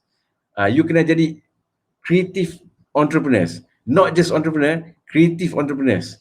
Okay, yang able to solve problems, able to connect at same level, able to find the way out, you know. So those are the skills yang actually saya rasa sangat berharga, because dalam kesusahan tu ada kebaikan, kan? Betul tak? Ada surah apa ni? Surah Al-Insyirah apa kan? Kan? Inna ma'al usri yusra. Kan? Macam tu. You kena ingat, Allah repeat 2 kali tu. So pegang surah tu. Bila you jumpa orang, pegang surah tu. Okay, dalam kesan dia Allah akan bagi solution. There's a solution yang datang. So every time I told anak-anak muda, every time saya tak ada coins hari ni, selalu saya ambil coins. Tapi saya tengok saya tak ada coins. Kan? Dia kan kalau you pegang coins, dia bulat, betul tak? So you selalu cakap apa? Ada berapa sides of the coins? 2 sides of the coin. Saya kata 3 sides of the coins. 3 sides of the coin. Dia ada this side, dia ada the other side, tapi dia ada tepi punya side. So everything is 3 sides, okay? So the truth is Allah saja yang tahu. So ada problem, ada opportunity. Ada problem, ada opportunity. So when you face a problem, you have to keep looking, apa opportunity. So this is the tips yang I'm sharing with you. Is going to be very, very, very fundamental in our lives, insyaAllah. So I think, saya sembang dahsyat betul kata. Orang tua ni kuat menyembang ni problem dia. Apa ajak aku letih mah. Kan? Kopi dekat dah tu lah. kopi. Dah minum ayat kosong. Aduh, saya just nak tambah sikit tadi. Tambah. Bila kita sebut pasal kita konteks lah apa semua kan, kita ada hilang pula. Kan kita ada konteks whatever tu, setiap konteks yang kita kenal tu kita kena perform. Selalunya dia main, dia akan bagi job kat kita kena perform. So samalah kalau you supply barang, you kena supply betul-betul. Kalau you tukang cat, you kena tukang cat betul-betul. So maybe you cat rumah dia kecil lah kan, then maybe dia recommend ada one semidi, maybe ada semidi recommend ada banglo, dan banglo bagi building tu. Maybe last kali you cat satu Putrajaya. So benda macam tu, you contact memang you dapat, tapi you kena jaga betul-betul, you kena perform betul-betul, then baru you akan develop. Saya start big break adalah pada tahun 2016. Saya dengan Datuk Seri Mukris masa tu. Datuk Seri Mukris masa tu baru jatuh dah jadi ahli bebas masa tu. So that time baru saya dapat duduk dengan orang politik. Masa tu baru kita tahu apa nak kena buat, apa nak ini, macam mana nak stapler dokumen pun baru masa tu baru kita tahu nak buat macam mana. Kita tak boleh stapler ikut dan lah kan. Then daripada situ kita perform dengan Datuk Seri, barulah kita dapat kenal dia punya circle. Contohnya masa saya duduk dengan Datuk Seri, saya ada satu orang ni, big person juga kat Kedah. Saya kenal dia sebab saya pergi sembahyang Jumaat, saya selalu perhati dia. Tapi masa tu saya tak kenal lagi. Saya tak tahu dia ni siapa. Tapi dia akan masuk daripada masjid, saya dah duduk dah. Dia akan masuk jalan, saya tahu dia akan pakai baju putih bersih, dia akan sokok dia tinggi, dia akan dia akan lalu depan saya lah ataupun belakang, dia akan belah kiri, dia akan sembahyang 2 rakaat, dia akan duduk kat situ. So bila saya jumpa waktu tu duduk menyembang, then masa tu saya tak ingat lagi sebab dia dah pakai blazer, dia ada suit dia. So bila saya sisih di bank, barulah saya kata, hari tu kita jumpa di Wisma kan. So yes. Lepas tu bila dia tukar kad lah apa semua, saya duduk dah kereta, saya duduk fikir, saya biasa jumpa ni. Then baru saya tag dia. Dia kata, betul lah yang you tengok tu. Lah. Then masa tu barulah kita nak tengok dulu takut. Tapi tak sangka bila kita dah duduk, kita perform dengan sama dia, Tuhan bagi pula you kenal lagi another one. Then another one tu pun selalunya yang alhamdulillah yang sama juga karakteristik dia, yang support orang muda, yang tolong orang muda, yang bagi nasihat, yang keep contact dengan kita, yang tolong yang mana dia mampu. So bagi saya benda macam tu, kalau you start ada satu klien, you kena perform yang tu dulu. Kalau you tak perform, then you silap-silap you tak dapat lah overseas, lagi jauh. So sama lah macam legal pun sama juga. So kalau you nak dapat another one client daripada overseas, you kena perform dengan yang contact saya daripada Qatar ke daripada Lebanon, then baru you dapat pula yang di luar. So 2016 dengan Datuk Seri Muki. 2018 saya dapat yang London. Then 2019 saya sempat ke Jepun. So adalah few deal kat sana. Tapi benda tu yalah kadang-kadang sekarang kita tak nampak hasil pun. P maybe tak jadi. Rejected, macam Cik Lai kata rejected.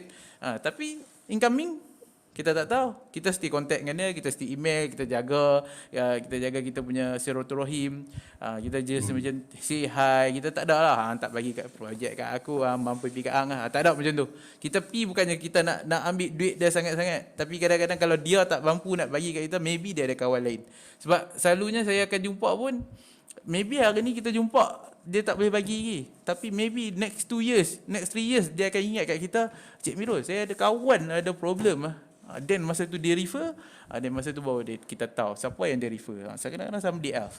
So kita kena betul-betul buat baik dengan orang. Buat baik dengan orang, bersangka baik dengan orang. Yang tu yang keep kita punya business go further lah. Kalau kata kita target overseas, then you kena think like orang overseas lah. You tak boleh duduk kat Malaysia. Macam Cik Lan kata lah, kita duduk keep dengan kabel and whatever family background. Dan saya, my dad on taxi driver. My mum dulu kerja kilang saja. And kerja jual kuih pun biasa. And tapi bila duduk dengan orang, bila kita duduk bila masuk U, kita tahu banyaknya orang yang anak datuk, anak menteri kan. So kalau depa ni start business, selalunya depa paling laju. Apa pasal labu ada 2 ni? And so dia kena sat add balik. And so kita kena kalau kita yang jenis tak ada kabel ni, kita kena belajar cara tu. And kena bersangka baik, hang kenalah pergi duduk dekat R&R ke, dekat airport ke. Even dulu saya nak dapatkan fly nak ke London 2018 nak dapat kerja tu, saya pasport saya expired. Saya duk bawa pasport yang expired tu dalam beg duit, sebab one day saya tahu aku akan renew bila aku ada job kat luar saja. So 2018 Mai. 2017 saya minta kawan saya Faik, masa tu dia baru set up office ke saya tak ingat. Bawa aku pergi KLA Sat. Dia bawa pergi KLA, dia kata hang siapa? Aku target next year kena pergi overseas lah kita semua. So next year tu baru dapat. Sampai kena target macam tu baru boleh kita tahu. Okey, yang tu jelah kot. Dah pukul berapa dah? Baru 1.45. Ni baru sejam lebih. And so Cik Lan, macam mana kalau nak buka overseas? Hebat Apa suggestion business? Cik Lan berapa kurang first Google nama dia. Kena abang lah. Tuan Amirul ni hebat orangnya. Boleh jumpa politician and all that. Saya pula jenis lari pada politician. Nampak politician, saya lari jauh-jauh. Saya punya style macam tu pula. Tapi baguslah Amirul ada confident gitu kan. Alhamdulillah. That's very good. Macam mana siap usi? You dah siap usi, you cerita lah. Tu je lah. Tak ada lagi company kat luar macam Cik Lan dah ada dah. Tak ada. Cerita dia macam biasalah kan. Dia boleh je kita buat online. Boleh buat nak masuk overseas. And then kalau nak masuk overseas, first kali kena investigate lah, pakailah internet.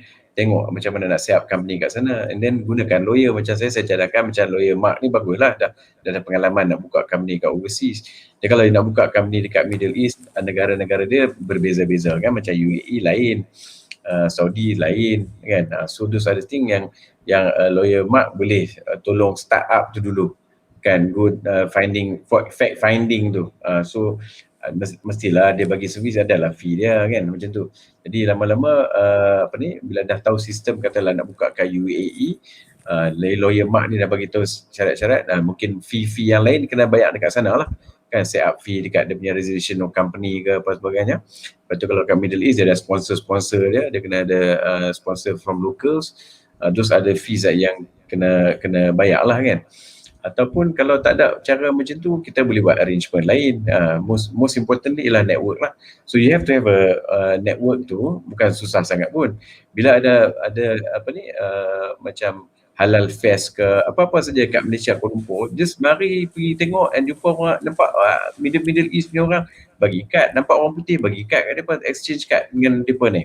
Sebab orang putih ni kadang-kadang mereka layan kalau kita email kan. Mereka bukan macam Datuk Seri Malaysia. Kerana Datuk Seri Malaysia ni kita layan apa dia buat tak tahu je kan. Pasal dia dah berseri. Saja tiba Datuk Seri sikit. Cerita macam tu. Saya memang anti orang politik, tu cerita semua, tak kira siapa. Semua cap saya cakap semalam pun tengok video semalam. Jadi saya dah cerita ni kepada anak-anak yang macam saya ni orang miskin sebenarnya. Dulu pada orang miskin, jadi saya dalam hati saya tu saya nak cari satu mentor untuk mendidik saya. Tak ada. Diberikan, ditakdirkan oleh Allah Ta'ala, saya punya mentor Jepun orang putih. Macam tu. Jadi Jepun dengan orang putih ni Allah pertemukan, sebab saya kira kerja dengan kilang Jepun, dia didik saya lah kan, jadi macam adik angkat dia pula, mana-mana pun dia bawa pergi jalan sana sini kan, lepas makan sana sini, dia macam tu. Saja ceritalah, based on that networking saya build the confidence. Dia umur 40-an kan, dia umur 40, saya umur dalam 20-an masa tu, saya dah married dah pun. Tapi itu satu thing lah, kena buat kawan dulu kan. Jadi kalau nak buka company kat overseas, in my opinion bukanlah susah sangat sebenarnya, tak susah sangat. Dan kalau misalnya tak ada duit, as I said tadi, buat jemaah dulu, form the jemaah. How to form a jemaah? Okay, ni saya cerita lagi ya. Kalau nak form jemaah, one of the best ways to form jemaah adalah buka koperasi. Kan? Labu, you okay ke labu? Ke frozen ke apa? Labu kalau mengantuk, labu kalau mengantuk, labu kalau mengantuk jampuk je, no problem. Dengan saya bersantai je. Okay? Just join in. Okay. So kena try buat koperasi. Koperasi, katakan koperasi apa nak buat? Koperasi muda, anak-anak muda ke, koperasi apa kan, carilah 40 orang, 50 orang ke, 20 orang ke, set up this koperasi. Once you are bind like that kan, you're bound together, then buat meeting dan sebagainya, dah form the koperasi, then baru kita fikir apa aktiviti yang boleh buat. So the modal tu masuklah seorang sikit. So kalau orang masuk RM100, dapatlah seberapa share dia, kira lah share dia. Cuma dah bila kita buka koperasi, dia ada ahli lembaga koperasi, which is around 15 people. So you lantiklah 15 orang, bagilah satu ketua, lantiklah satu ketua yang hampa suka. This is jemaah yang saya cakap tadi, yang second layer. The first layer is a business kawan-kawan kan. Mungkin ada orang buat bisnes seorang-seorang, which is hard lah, very hard. Dapat 2 orang alhamdulillah. Tapi kalau dapat 3-4 orang kan, itu pun bagus juga. Tapi kadang-kadang 3-4 orang berkelahi-kelahi tak guna juga. Kadang-kadang itu rezeki orang kata. Kan, mula-mula kawan baik, lepas tu kelahi, berpecah. Itu normal. Satu masa nanti you akan ada satu partner yang really ngam dengan you. So the first ngam tu is your first tier punya group. The second tier ni yang you build pakai koperasi tu tadi. So mungkin ada satu group lain, apa berjumpa, apa join the koperasi sekali, buka satu mission dan vision, then kita boleh pergi overseas. Lagi senang macam tu. Okay, tapi benda-benda je tak apa, boleh saja communicate dengan saya, boleh zoom dengan saya kan, I will answer all your questions and all that kan. Sebab saya sangat teruja nak bawa anak-anak muda. Saya beritahu kat tuan-tuan, ni bukan cerita, you see when I talk lah, it looks like I'm so good a man. Saya manusia yang selalu buat dosa jugalah, nak beritahu kat you. Bukan saya sangat bagus sangat pun. Jadi I nak cerita kat you, when I was overseas and I nampak opportunity, I call up architects from Malaysia, you know. I nampak opportunity, I dah dapat something. That part I tak boleh, bukan architect, I nak IG. Ni ada panggil ID, sorry, interior designer. So I call up companies, demi companies, siapa nak collaborate with me kan, sebab ada opportunity. Okay, otherwise I can bring in my friend from New Zealand. Actually, yalah, I pun memang ada team New Zealand, but I've got another guy from New Zealand. Cumanya my Kiwi friend yang seorang lagi tu, dia kata kita buat dululah, kata Josh ni payah sikit, kata Josh ni dia Italian, betul tak? Saya cerita. So my partner ni Chris sama dia tak berapa ngam dengan Josh ni sebab Josh ni flamboyant. You know, Italian kan, jenis duduk di New Zealand lah. Kan rumah 1 million. No, I'm talking about his house ni jenis very flamboyant, you know. Jadi dia punya style tu bila dia jumpa dengan prince kat Middle East, dia punya control the conversation tu is very hard for us to actually follow, you know. They commit too much thing. So kata Chris, kita cari dululah, kita buat dulu kita punya part, and then kita cari ID. So I kata apa, Chris boleh tak I bring in Malaysians? So I call up Malaysians. And Malaysia ni satu masalah dia distrust another Malaysians kan. And mungkin better ayat tu saya tukar lah, Malaysia tu Melayu. Melayu ni call Melayu kat Malaysia, come to Qatar kan, you don't have to come pun, you submit saja the proposal. You know, it's very hard for them to trust us, you know. Saya kata, bukan kata ni kan, you want to get this opportunity, come. Berbeza dengan bila saya pergi ke Middle East pada peringkat mula-mula dulu kan, saya pernah jumpa dengan orang Melayu tau. Melayu dalam department for example architecture kan, kita nak buat collaboration. I sebagai salesman lah, saya bukan apa-apa, saya salesman je, jumpa this Melayu and all that. Tapi yang laluan dia kan, dia tak ada macam go all out to help another Malays. Orang Melayu dia tak apa suka nak tolong orang Melayu lain. This is natijah. Yeah, this is natijah apa? Natijah pula apa? This is natural. Kan, bantai Arab tak tahu makna ni. Kan, natural. So dia tak macam kalau you tengok macam mana Microsoft, dah banyak orang India daripada India masuk Microsoft, Google. Macam mana India? Do you know 20 years back India ni yang dah ada di sana, dia panggil India daripada India. I'm not talking India Malaysian, I'm talking about India from India. Dia pun pandai software kan. So called pandai lah, depends on how you look at it lah kan. But the point is, mereka boleh panggil kawan-kawan datang, you know. Melayu tak macam tu. Dia kick off seorang-seorang lah. This is the penyakit yang saya nak bagi tahu. Kalau hampa kaya esok hampa kena ingat orang Melayu yang bawah-bawah. Kan, saya tak cakap pada Datuk Seri, saya cakap pada hampa ni. Hampa yang teringin nak berjaya, hampa yang daripada background macam saya. Miskin dulu, macam nak berjaya. How you want to traverse without the Seri-Seri ni tadi. Kan, don't care about the Seri-Seri. Allah bagi rezeki kat you all. Trust me on that one. Allah bagi rezeki, bukan Datuk Seri bagi. Jangan duk ikut pungkok mereka, tak perlu. I tengok orang Melayu banyak macam tu. Lepas tu bila dah kaya, lupa Melayu lain. Ni saja cerita lah kan. Lepas tu yang dah kaya tu nak kaya lagi. This is the problem why Malays tak boleh buat business. Because yang Melayu yang dah kaya ni, yang billionaires ni, mana ada venture capital dia buat? Apa salah dia buka tabung 1 bilion untuk cari anak-anak Melayu muda, anak-anak muda Melayu, sedekah pergi duit tu. Buat macam Bill Gates, you know, dia dah ada 10 bilion, dia bagi 1 bilion, only berapa? 10%. 9 bilion.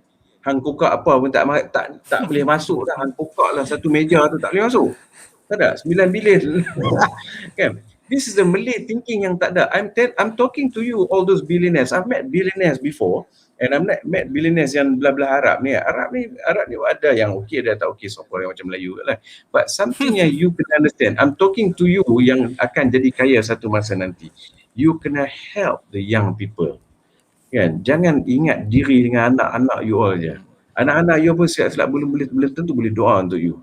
Kan? So what you need to do when you have got some funding, you pull the fund, panggil billionaires lain. And then nak bagi-bagi tu jangan ikut kepala otak punya politics. Orang ni parti ni, orang ni parti ni tak dapat. Inilah keparatnya politicians. Okay, I'm sorry to use that word. I'm sorry. The kejatuhan Melayu di Malaysia sekarang ni adalah because of politicians. And politician bukan politician sekarang ni, politician zaman dulu ni. Yang dah jadi tua bangka nak jadi lagi Perdana Menteri. Kan, siapa-siapa. Betul? Saya cakap terus terang. Kan. Kesian, saya kesian Muhyiddin ni. He's one of he's one of the calm person tau. Kalau saya ada rezeki, saya akan jumpa Zafrul ke tak tahu. Saya bukan nak pergi jumpa pun. Saya nak suarakan pandangan pada Tengku Datuk sebut tak erti dah. Datuk Suara kat sini lah, suara kat sini ya. Datuk Tengku Zafrul tolong create satu fund dana untuk jadikan venture capitalist untuk anak-anak Melayu. Sure, 70% fail. Sure, but that 30% nanti akan bring in more income to the venture capitalist. You know, kalau you nak start the venture capitalist, I can advise how to run the venture capitalist, you know. So bukanlah saya pandai, tak, saya boleh share knowledge lah. Panggil banyak orang yang boleh. So lama-lama kan kita panggil semua orang Melayu ni duduk semua. The problem with Malaysia lah, let me say sikit lagi lah kan.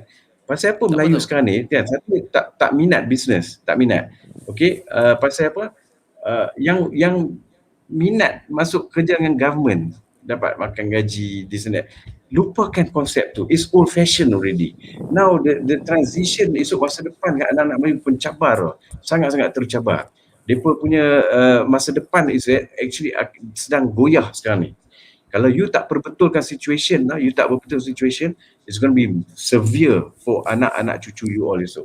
So what you need to do right now ialah form this umat Islam actually and try to play Islam first, not Melayu first, Islam first. Because orang Melayu, dia akan partition themselves first. Aku Melayu Kedah, hang Melayu Perak, dia kata. Aku bukan boleh baik dengan hang Melayu Perak. Aku pula bukan Melayu, aku Jawa. Dia jadi macam tu, kan? Bugis, Bila Bugis. isi borang, Bugis, Jawa. Bila isi borang esok ni, borang nak dapat beasiswa, bubuh Melayu. Bumi Putra. Kan? Tahun tu hang mengaku hang Melayu. This is the problem dah. Kita berpecah-pecah. Nabi dah ajak dah. Nabi dah tunjuk. Kalau you are Muslim, you same level. Tak kira hang Cina ke, hang India ke, hang Melayu ke, you same level. You know, sebab tu bagi saya tak pernah dapat benefit from Bumi Putra ni. Saya cakap kat you. Okay, scholarship. You kata I dapat scholarship. Ya, betul, saya beasiswa. Siapa cakap Cina tak dapat scholarship JPA? Siapa cakap India tak dapat scholarship JPA? Dapat pun dapat. Kuota dia sure lah kurang. So nak cakap apa benefit ni Bumi Putra. Apa lagi? Diskaun rumah Bumi Putra. Saya tak dapat diskaun rumah Bumi Putra. Saya beli rumah saya harga-harga Cina. Saya tak dapat diskaun. Apa lagi nak cakap yang Bumi Putra? Yang dapat Bumi Putra status ni, yang duk beli share ni, semua the bloody politicians of Malaysia. Tahu tak? Dapat share yang jenis-jenis cabutan bertuah ni, tahu tak? Bukan padam niaga. Harap dapat share je. Jadi director 100 company, gaji satu company bagi berapa? 10,000. Gaji berapa dah dapat? Tengok yang dalam parlimen cakap, gaji saya 8,000 saja. Gaji saya 8,000 saja. Murah. Sebiji lah tu. Betul. These are the people yang akan ruin anak-anak Melayu Malaysia satu masa nanti. I'm talking to anak-anak Melayu yang susah ni, yang kesian kat mereka. Hampa pegang education, learn education. Tak pas SPM pun learn juga. Sebab Quran dah ajar, Iqra bismi rabbikal ladzi khalaq. Bacalah. Dengan ilmu tu you akan pergi ke depan. Bukan dengan degree tau bang. Bukan dengan degree, dengan ilmu. Lain tu. Degree is different, ilmu is different. You kena tahu. Kita tak nak ada orang tu haprak ni kontrol Malaysia. Kita tak nak. Kan, I'm talking like this kan. I'm talking like this because I feel sorry for my king. I love, dah cakap love. Khalifah saya kena sayangkan pemimpin.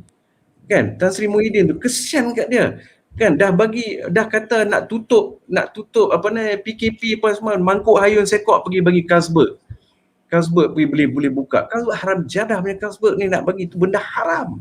Hang tahu tak hang bagi benda haram laluan pasal apa? Pasal hang kemaruk nak puasa. I'm sorry to say like that lah kan, but these are the things that yang orang Melayu kena fikir. Betul-betul. So anak-anak muda, jangan terpengaruh dengan orang tua-tua yang formula dia telah jauh ketinggalan. Dulu-dulu orang Melayu masa start politik, semuanya ialah ilmuwan, guru-guru, bukan contractors, guru-guru, penuh dengan ilmuwan masa start dulu. Jadi kuatnya Melayu tu atas dasar ilmu. Tapi bila ada seorang dah tukar sistem, dia dah main kontraktor, dia dah main zaibatsu sistem lah apa semua kan. You know zaibatsu right? Zaibatsu is Japanese word. You carilah siapa yang start zaibatsu kat Malaysia ni. You cari tengok. Dia start to klik sana, klik sini, dia dah start jadi politik wang. You know, I nak cakap pasal politik tu saya cerita. Saat dia cakap kena bantai balik kan, orang bantai. Tak, saya cakap openly. Let us be brothers. Buang cap ayam cap dia letak belakang dulu. You know, you nak buat you punya koperasi tu you panggil. Jangan nak buat venture capitalist. Datuk Tengku Zafrul kata kalau lah ni kan, saya dengan rasa rendah diri kan, kalau Datuk Tengku tak dengarlah saranan saya, form the VC ni without any political agenda behind it. Bantulah anak-anak muda Melayu start business. Give them the money. Ada nak minta t-shirt, buat t-shirt berapa modal? You know, okay, RM3,000 modal, bagi je. Kalau you all tak ada orang nak, saya boleh jadi the agencies. I've got my team yang akan select, saya akan select the businesses tu. Okay, cukup. Saya potong. Payah je lah. Even kalau tak ada politik kat belakang, kalau tak ada kabel, mereka tak bagi lah. Sebab saya tahu ada setengah orang dia boleh perform, boleh naik Everest, tapi tak dapat fund. Kalau dia bukan siapa-siapa, aku bagi kat hang tak boleh bagi apa-apa kat aku, payah dapat. Kita tak tahu. Maybe tak ada politician, tapi bila nak minta, tapi kalau venture capitalist tu independent, dia saja yang tentukan, then okay. Tak. I will interrupt you again. I'm talking about this is a new way of thinking. So kalau Datuk Tengku Sri Zafrul tu, dia dah berminat untuk groom the young people, but he's a young man and he's a smart man. I praise him for that. He's very intelligent. Dia boleh jawab Datuk Seri Najib punya belanjawan. Dia kata ni, dan dia punya video is very nice, very well made, you know, very very intellectual. I like the way he present. So I'm talking to him, Datuk Seri Tengku jangan cakap Tengku Datuk Seri Zafrul ni. Dia ni nak kena sebut lah title, kena hormat. Hormat title kena sebut. Cik lah lupa nama kita beritahu. Teruskan. Jadi apa aku cakap ni, okay, dia ni is a different mindset, I can see that. Dan bila sampailah video ni kat tangan dia, kat depan dia, I hope he can call me up, you know, and ask me how can we do. Saya boleh buat agensi ni, insya-Allah kita tak payahlah bayar banyak-banyak fee kan, bayar sikit je fee, nak bayar berapa persen, 0.5% fee of the fund tu tadi, just because I do the selections. I've got my team yang boleh select anak-anak muda ni. You know, I can work together with the lecturers, I can talk to the lecturer, because I was a lecturer dulu kat Malaysia kan. I can talk, in fact international pun I boleh bring in some people. You know, I'm actually working alone right now, Datuk apa macam Datuk jugalah Datuk Amirul lah. Sedap lah. Dah tahu. Okay. Datuk Labu, Datuk Amirul kan. Actually kan, kita boleh do this thing untuk anak-anak muda yang lain. You know, now dia dah bagi allocation. You tengok tau, the way this menteri Perdana Menteri baru ni dengan finance minister ni, I tengok the way they allocate the fund is very good. Yang lain tu, yang duk marah-marah tu, dia berkokok saja. They don't know how hard these people buat allocate. It's not easy. Sebab tu kan, saya rasa kan, kita patut perjuangkan Kesultanan Melayu, which is our Agung and our Sultan-Sultan, perjuangkan. Jangan hina mereka. These are the people yang akan support Islam. These are the people, you know, Islam and Melayu lah, dia akan support benda tu. You know, kita patut taat pada mereka. Mereka tak ada menzalimi kita. Mereka tak ada main rumah-rumah rebut habis rata macam Yahudi kan. Sepak pungkok kita keluar rumah and then dia ambil rumah tu. Tak ada. Our Sultan, our himmah yang King Abdullah ni, Sultan Abdullah kita ni kan, ni apa ni kan, our Agung ni, dia punya intelligent high class kan. Dia macam Sultan Perak pun intelligent kan, dia macam tu. Saja puji sikit Ustaz saya ni. Anyway, what I'm trying to say ialah, kalau boleh this Tengku ni jangan ambil pattern lama. You form satu dana, you panggil orang Islam masuk sekali, China dengan India Islam sekali, bagi the funds kat mereka. You know, biar these tiga bangsa ni bekerjasama. Lepas tu bila ada Islam punya fund ni dah ada, mereka boleh ambil orang lain yang bukan Islam ni tadi, bagi partner sekali. Tapi dengan syarat, kena dakwah lah. Kena dengar Quran cakap lah. Macam tu. So this is a new paradigm for anak-anak muda to form a new party, kan? Bawa lah Malaysia ni ke hala tuju yang berbeza. Sepatutnya kita ni lebih hebat daripada Singapura. Tapi pasal mereka ni duk kekah sangat harta-harta, habis orang Melayu dihina. Sekarang ni tengok orang Melayu kan, dihina.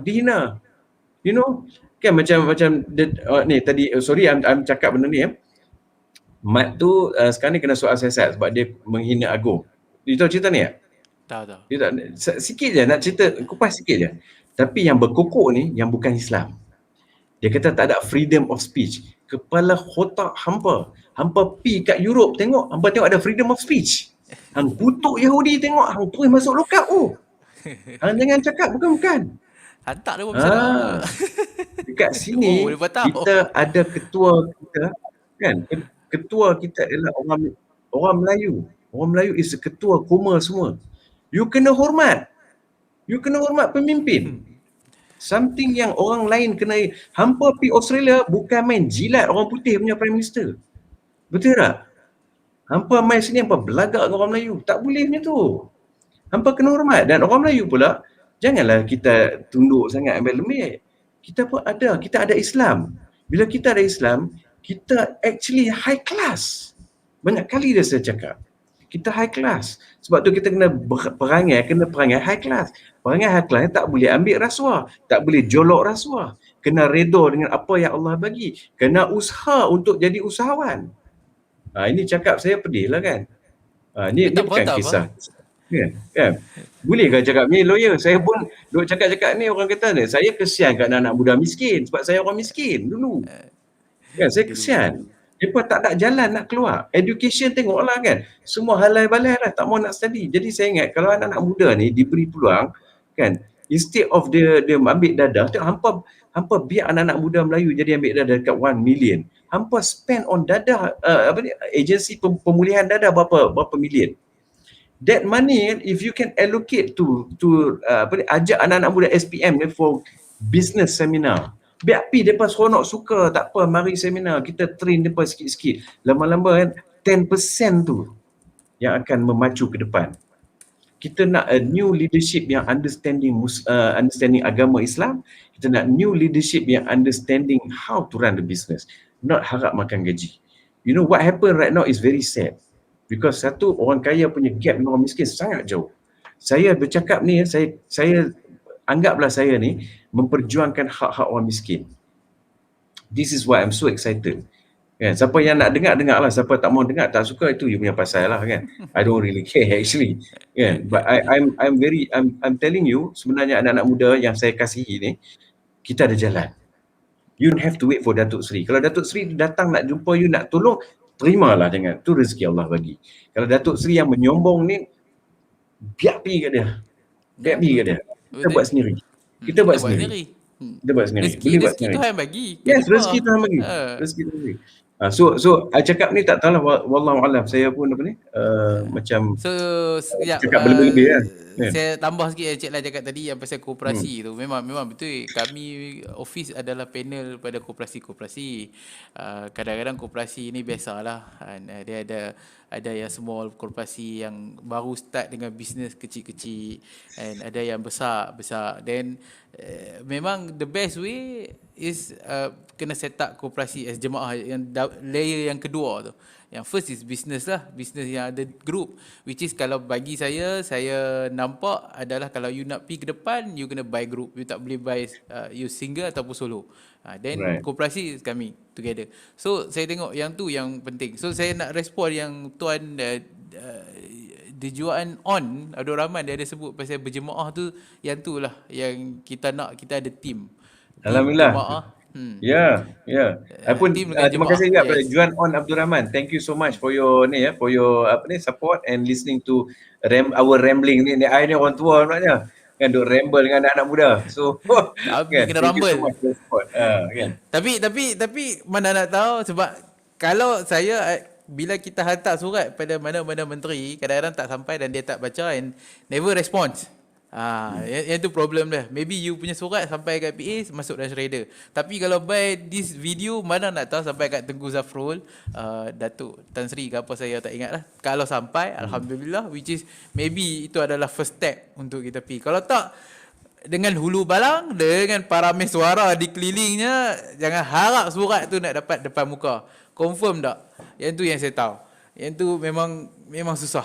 Okey lah, I think dah pukul 10.45 dah. Dah lama dah ni. Sorry lah, saya cakap banyak sangat. Saya minta maaf kalau ada benda-benda yang saya kena minta maaf lah. Siapa-siapa yang rasa sakit hati kan, terusik ke terburis hati, saya minta maaf banyak. I didn't mean that. I'm trying hard to make the miskin people ni to letak mereka ke atas. Trying to build the confidence of the young people especially. They are our future generations. Saya tak nak mereka miskin, bapak dia miskin, anak dia miskin. Saya tak nak macam tu. Okay, because I know that I have tried my best to keluar dari kepompong kemiskinan. Now is my time to actually to help the poor people. I'm focusing to anak-anak Muslim Melayu miskin dan anak-anak Muslim yang lain, India, China, Kadazan, apa semua. Kita ambil ni dulu, later on kita akan develop to the non-Muslim as well. InsyaAllah kita akan buat. Okay, besok. Thank you so much. Si Juan On, thank you so much. Sangat setuju to set up VC Fund. I appreciate that. Thank you so much. Okay. Kan? Kalau ada masa, kalau habis COVID, kita minum kopi sama-sama, Cik Juan, insyaAllah. Idea tu sama lah. Okay, besok kita berapa bulan? 4 bulan 6, tajuk dia New Zealand dengan Doha, apa rasa merdeka kat tempat orang.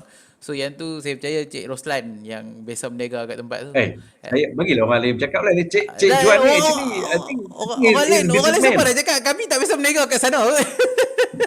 Tak apalah. Kan panggil lah ni kan. Cik Juan, are you willing to come to our panel? So Tomorrow the you can next join us.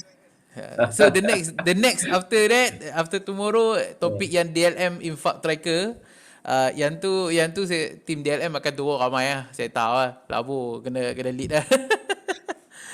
Tapi malam tu insyaAllah sebab DLM dia jual barang healthy product. So bila jual InsyaAllah. healthy product, saya akan join sekali, which is saya akan bagi tahu lah kenapa saya start diet, kenapa tiba-tiba start diet, orang kata kita ni nak kahwin ke apa tak.